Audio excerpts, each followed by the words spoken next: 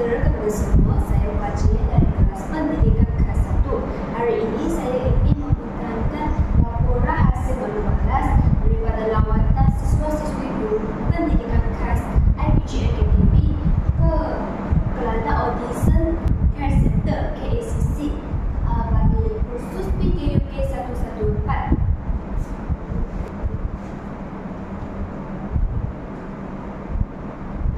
Tujuan utama lawatan ini adalah untuk memahami peranan KACC dalam membantu murid berkebutuhan pendidikan khas, khususnya bagi kanak-kanak autism. Selain itu, saya juga ingin mengetahui dengan lebih lanjut tentang pendekatan terapi dan intervensi yang dijalankan di pusat ini, serta dapat menilai pengurusan dan latihan berdikari yang diberikan kepada mereka. Baik, KACC ini adalah sebuah pusat yang ditubuh pada September 2019 bagi membantu kanak-kanak autism di Kelantan. KACC ini bukan pusat swasta, tetapi dia beroperasi di bawah Persatuan Khas dengan kerjasama dengan Hospital University Sains Malaysia HUSSM Kubang Kedah Kelantan untuk mendapatkan sokongan perubatan dan terapi yang lebih baik kepada kanak-kanak autism. Setakat ini, KACC ini mempunyai 3 cawangan utama di Kelantan. Yang pertama ialah Kota Baru yang saya telah melawati. Kedua ialah di Pasir Putih yang bekerjasama dengan Universiti Malaysia Kelantan UMK. Yang ketiga ialah di Kubang Kedah yang bekerjasama dengan HUSSM. Baik, pusat ini beroperasi setiap Ahad hingga Rabu dari jam 7.30 pagi hingga 5.30 petang, dan hari Khamis merupakan sesi proses penilaian bagi kanak-kanak yang ingin memasuki ke pusat ini. Baik, KACC ini mempunyai beberapa objek utama, antaranya ialah memberikan terapi dan intervensi awal kepada kanak-kanak autism di Malaysia. Yang kedua adalah memfokuskan kepada pengurusan dan terapi berdikari secara holistik supaya mereka boleh mengurus diri sendiri. KACC ini melibatkan banyak pakar-pakar dalam pelbagai bidang seperti pakar keluarga, pakar psikologi dan pakar hospital untuk memberikan rawatan yang lebih baik kepada kanak-kanak. Baik, di KACC ini telah menyediakan perkhidmatan kepada kanak-kanak kurang baik intellectual iaitu autism. Semasa taklimat, petugas KACC telah menerangkan beberapa etika laku yang akan ditunjukkan oleh kanak-kanak autism. Antaranya ialah kanak-kanak autism kurang atau tiada membuat hubungan mata iaitu eye contact semasa berkomunikasi atau apabila dipanggil nama. Seterusnya, autism ini mempunyai kelewatan pertuturan yang menyebabkan mereka dapat bercakap atau langsung tidak bercakap. Baik, ini telah menyukarkan mereka untuk berkomunikasi dengan orang lain sekaligus mempengaruhi interaksi sosial dan perkembangan bahasa mereka. Selain itu, kanak-kanak autism juga sering mengulangi perkataan atau ayat yang didengar. Ini merupakan satu keadaan yang dikenali sebagai ekolalia. Yang keempat ialah kanak-kanak autism suka rutin dan suka menerima perubahan. Kanak-kanak autism ini cenderung bergantung kepada jadual harian yang ditetapkan dan akan merasa gelisah atau tertekan apabila terdapat perubahan mendadak. Ini menjadikan mereka menunjukkan reaksi seperti menangis, marah atau enggan beradaptasi apabila sesuatu tidak berjalan seperti yang dijangkakan.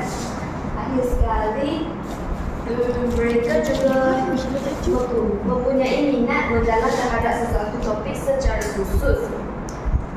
Contohnya, mereka boleh memberi tumpuan luar biasa terhadap subjek seperti dinosaur, angka atau bentuk.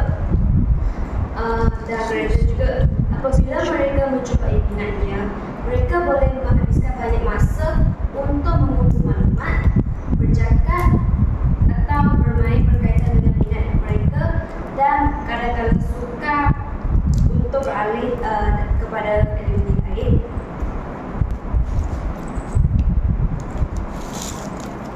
Baik, dalam kalimat juga, petugas KCC juga menjelaskan tentang perbezaan tantrum dan meltdown yang membolehkan saya membezakan kedua-dua ini secara langsung. Yang punca tantrum berlaku disebabkan tidak mendapat apa yang diinginkan atau mampu mengambil perhatian seseorang. Tantrum ini boleh dikawal apabila mereka mendapat sesuatu benda yang mencapai tujuan mereka, dan tantrum ini berlaku dalam jangka pendek sahaja. Baik, meltdown boleh berlaku disebabkan sensory overall atau tekanan emosi yang melampau, menyebabkan individu kehilangan keawalan secara tiba-tiba. Tantrum ini suka dikawal kerana tujuannya bukan untuk menarik perhatian. Sebaliknya, ia adalah reaksi terhadap persekitaran yang terlalu merangsang atau situasi yang menyebabkan tekanan tinggi. Jadi dalam keadaan ini, individu mungkin menangis, menjerit atau bertindak agresif sebagai cara untuk melepasi tekanan dan yang mereka alami. Meltdown ini juga boleh mengambil masa yang lebih masa untuk reda, dan individu memerlukan sokongan atau ruang yang selamat bagi membantu mereka menjadi lebih tenang.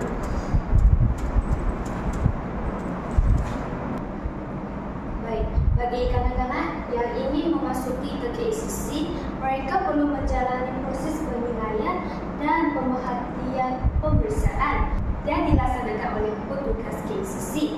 Baik, proses penilaian atau dikenali sebagai screening akan dilakukan oleh ibu bapa, dan dalam penilaian ini terbahagi kepada 3 sesi. Baik, sesi utama adalah ibu bapa perlu menjawab soalan sedikit yang ditanya oleh petugas di KCC berdasarkan orang yang ditetapkan. Baik, sebelum bersoal berdasarkan orang yang ditetapkan, petugas akan menyoal ibu bapa adakah kanak-kanak mereka didiagnosis autism dan berada di tahap mana.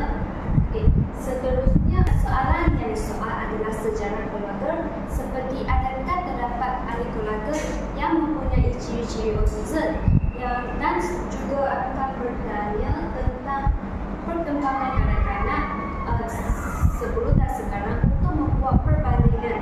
Baik, salah satu perkembangan yang disoal adalah dari segi penuturan, seperti berapa umur menguasai perkataan dan adakah anaknya menguasai bahasa berdasarkan peringkat yang ditetapkan.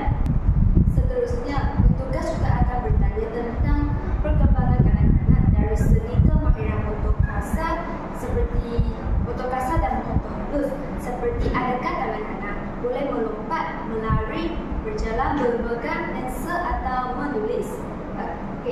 Bukan itu sahaja, petugas juga akan bertanya soalan tentang tingkah laku kanak-kanak di rumah dan di sekolah untuk memahami persekitaran yang mereka berada. Baik, seterusnya petugas juga akan bertanya soalan yang berkaitan dengan simptom-simptom autism, seperti adakah anak mereka akan tantrum, dan jika tantrum berapa masa tantrum yang berlaku. Setelah itu petugas juga akan bertanya soalan yang berkaitan dengan gaya hidup mereka, dari segi makanan, seperti adakah anak mereka akan memilih makanan, dan dari segi sosial, seperti anak mereka akan berkawan dengan orang lain tidak, dan boleh menerima pandangan orang lain yang menyatakan bahawa dia merupakan autism. Baik, di sini ibu bapa memainkan peranan yang penting kerana mereka perlu memberi komitmen yang baik supaya pakar boleh menilai dan mendiagnosis tahap anak mereka. Baik, dalam sesi kedua, petugas akan mengumumkan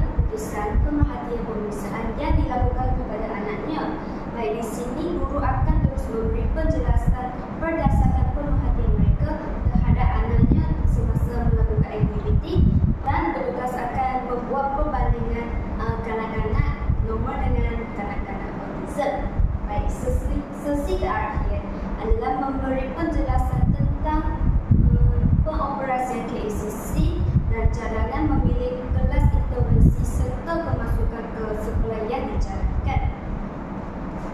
Baik, seterusnya pemerhatian pemeriksaan terhadap kanak-kanak akan menjalankan pada masa yang sama apabila ibu bapa terlibat dalam screening. Di sini, pakar akan menilai beberapa aspek penting seperti keupayaan motor kasar dan motor halus, keseimbangan badan, dan keupayaan mematuhi arahan yang digas. Baik, tujuan pemerhatian ini adalah untuk mengenal pasti tingkah laku yang ditunjukkan oleh kanak-kanak selaras dengan apa yang dinyatakan oleh ibu bapa di rumah. Sebagai contoh, pada hari lawatan tersebut terdapat sekeluarga kanak-kanak autism yang bernama Kiwi. Baik, keluarga Kiwi telah menghadiri KACC untuk menjalani screening dan pemerhatian, dan dalam sesi screening ini ibu bapa Kiwi telah memberitahu kepada petugas anaknya suka main gam, tetapi melalui pemerhatian daripada petugas sebenarnya Kiwi tidak suka bermain gam.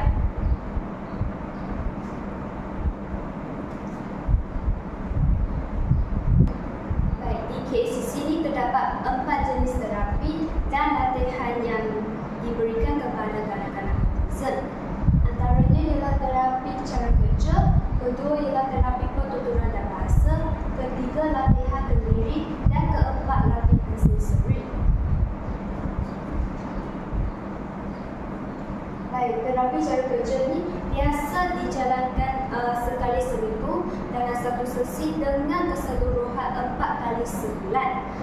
Dalam pusat ini, salah satu aktiviti yang dijalankan ialah latihan pergerakan tangan seperti mencantum blok dan menyusun balik. Kedua adalah latihan keseimbangan seperti berjalan di atas segi 4 petak yang ditetapkan. Ketiga ialah latihan pemakaian pakaian seperti memakai baju dan menentang baju sendiri.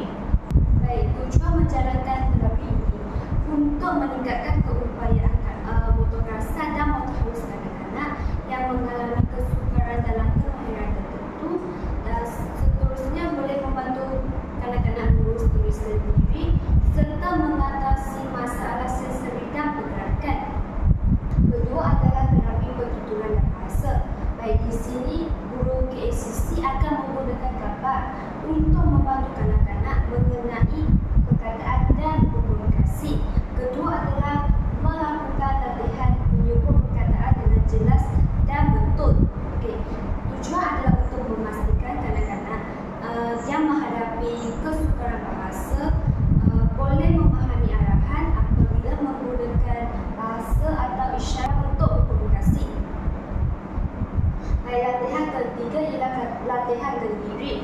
Baik, latihan yang dijalankan seperti latihan makan sendiri yang mengajar kanak-kanak menggunakan sudu secara teratur, dan kedua ialah latihan tandas dijalankan untuk melatih mereka menggunakan tandas dengan betul. Baik, tujuan melatih kanak-kanak adalah untuk melatih mereka boleh berdikari dalam kehidupan mereka.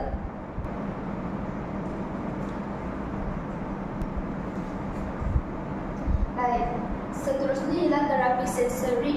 Di pusat KACC akan menggunakan kaedah Verbal Brushing Protocol untuk membantu kanak-kanak yang dengan gangguan pemprosesan sensori agar mereka boleh lebih selesa terhadap rasa-rasa sentuhan, dan seterusnya juga boleh dapat mengawal tindak balas sensorinya dengan lebih baik. Baik, selepas siap menjalani Verbal Brushing Protocol, pusat akan menjalankan joint compression untuk kanak-kanak bagi meningkatkan kesedaran tubuh. Baik, joint compression juga boleh menjadikan individu dengan lebih tenang dan kurang cemas apabila kanak-kanak berlaku tantrum, dan juga boleh menjadi mereka lebih fokus dan kurang gelisah.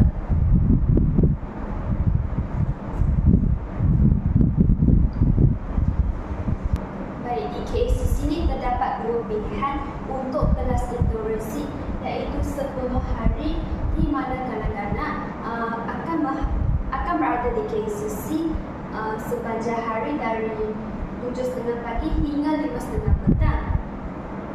Yang kedua adalah separuh hari di mana selepas menghadiri sekolah PPKI, mereka akan datang ke KCC untuk menjalani interaksi pada pukul 2 hingga 5.30 petang. OT ini dia hanya bagi terapi cara kerja yang dijalankan sama ada secara individu atau secara kumpulan.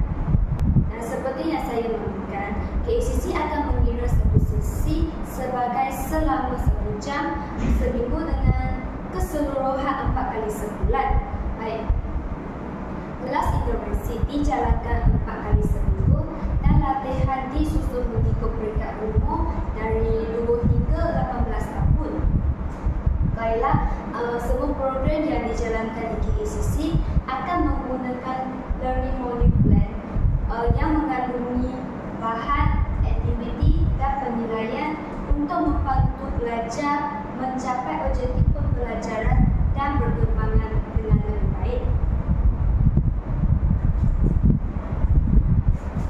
Baik, berdasarkan pemerhatian saya dalam KCC ini, dari segi kemudahan, KCC telah menyediakan 3 bangunan dan terbahagi kepada beberapa kelas dan terapi kepada kanak-kanak.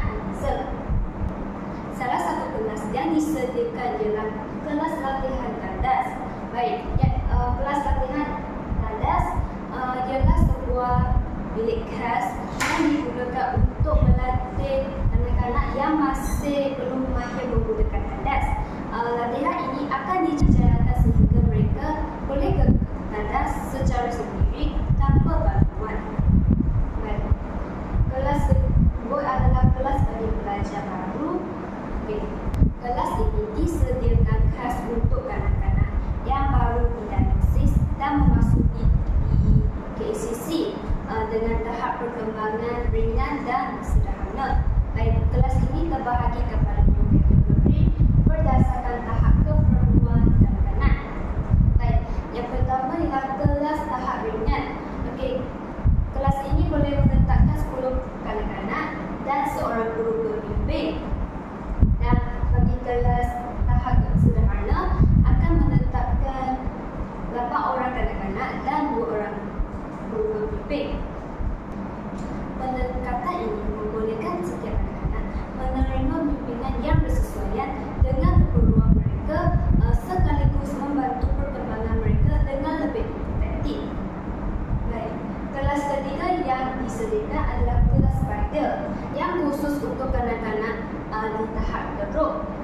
Kelas seterusnya yang disediakan ialah kelas jago yang bagi kanak-kanak berada di tahap yang sangat teruk, yang suka mengawal tingkah laku dan kemungkinan akan mencederakan diri atau orang lain. Baik, di KCC ini juga turut menyediakan bilik sensori untuk kanak-kanak. Bilik ini dilengkapi dengan pelbagai peralatan rasana deria bagi membantu kanak-kanak perkembangan sensori, emosi, tingkah laku yang memerlukannya.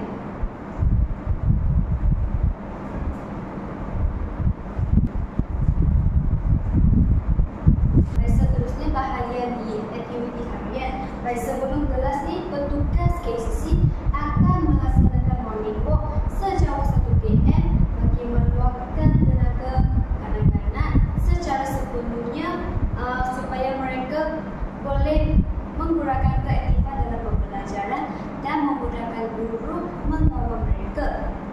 Baik, semasa kelas adalah pelbagai aktiviti intervensi dijalankan mengikut jadual yang telah ditetapkan. Seperti yang saya nyatakan sebelum ini, aktiviti intervensi ini disediakan untuk membantu perkembangan kanak-kanak dalam pelbagai bidang, dalam pelbagai aspek termasuk kemahiran kognitif, komunikasi, sosial dan berurusan diri. Baik, bagi menilai capaian kanak-kanak dalam setiap aktiviti, guru di KCC akan menggunakan modul senarai semak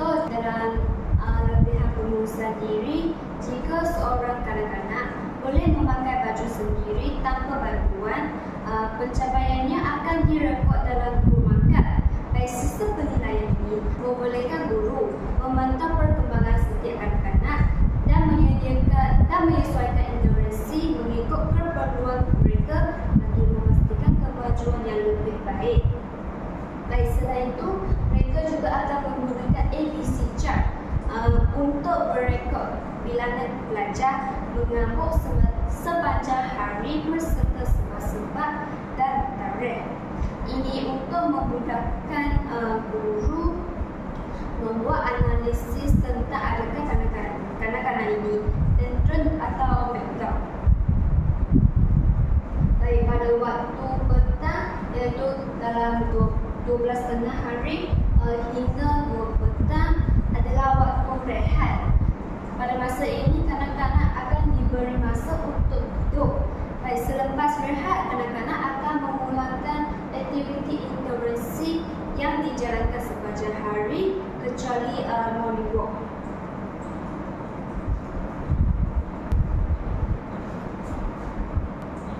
Kesimpulannya, lawatan ke KCC telah membuka mata saya tentang kepentingan intervensi awal dalam membantu kanak-kanak autism. Dengan pendekatan yang betul, mereka dapat mengembangkan potensi serta boleh membina kehidupan yang lebih baik. Selain itu, peranan ibu bapa dan masyarakat juga sangat penting dalam